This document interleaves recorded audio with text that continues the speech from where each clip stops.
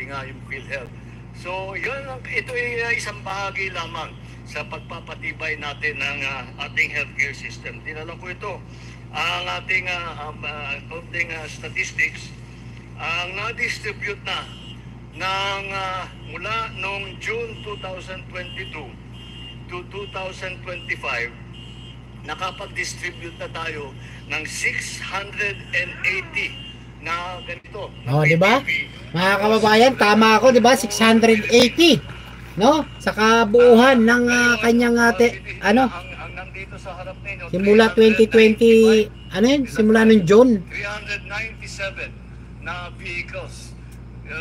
Hindi pa ako bumababa sa sasakyan. Pinagmamalaki na ni Mel Robles. Like, this is the biggest in the world na pagbigay ng ganito. Wow! Nagulat din ako dahil hindi naman yun ang habol natin. Ang habol lang natin, ang habol ko talaga ay lahat ng ating LGU, lahat ng ating mga municipalities ay magkaroon. Kaya, sa 680 PDBs, tapos na yan. Ngayong araw na ito, meron tayong 387 na ipamimigay, but this is for Luzon. Kasabay nito, na ipamimigay din natin, meron din tayong 123 para sa Eastern Visayas at 105 sa Mindanao. Kasama dito sa batch na ito, ayun ay may bibigay na natin. Kung maalala ninyo, we have 149 cities, 1,493 municipalities, which makes 1,642 cities and municipalities in the Philippines. Kaya, pag natapos natin lahat ito, by the end of the year, masasabi na natin, lahat ng city and municipality ay nabigyan na natin ng ating patient transport vehicle. Galing! Ang plano natin sa susunod, dahil siyempre yung ibang bayan mas malaki sa ibang bayan, yung city mas malaki sa ibang city, titignan ngayon natin kung ano yung pangangailangan. We have to base it already on the population ng bawat lugar. So yung malalaki talaga, kahit nabigyan ng isa, kailangan balikan natin dahil sa laki ng kanilang populasyon, kailangan natin maservisyohan lahat. Kaya yun ang babalikan natin. We now have today in Luzon, sa Ilocos 30, Cagayan Valley 72, Central Luzon 100, Calabarzon 27, Mimaropa 59, Bicol Region 64, at Ancar 35. So this is an ongoing program. Ito ay nagkataon lang na this is a release for most of Luzon.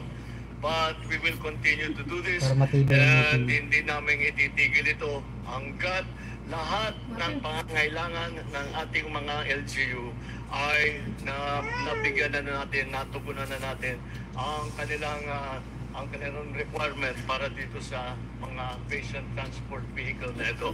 Kaya pagpapatuloy namin ang pagpapatibay, hindi lamang sa paramihan nitong transport vehicle, kundi pati na ang buong health system natin, buong healthcare system natin. Inaayos natin ang ating mga ospital, Galing! na natin ang mga specialty centers. Meron tayo ng bago, yung tinatawag ng bukas na center para sa mga karamdaman na hindi naman kailangan na ma-hospital, na ma-confine.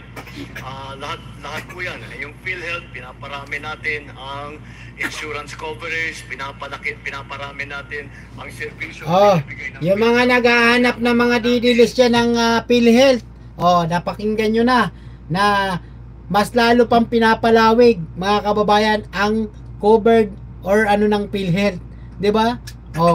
Ayan yung sinasabi natin, di ba? Tinatawag ninyong asa niyo, kinarakot na naman yung PhilHealth, asa na napunta. Pero hindi nyo alam, mas lalo pa itong pakikinabangan ng mamamayang Pilipino dahil sa pagpapalawig po ng PhilHealth ng ating mahal na Pangulo. No? Mas marami pong nagagawa ang ating Pangulong Bongbong Marcos, lalo-lalo na mga kababayan, sa pag-usapang kalusugan. Sabi niya nga, di ba mga kababayan, walang politika, iwasan muna ang pamumulitika na yan. Mas uniyahin natin ang pagserbisyo sa taong bayan. Alright mga kababayan ko.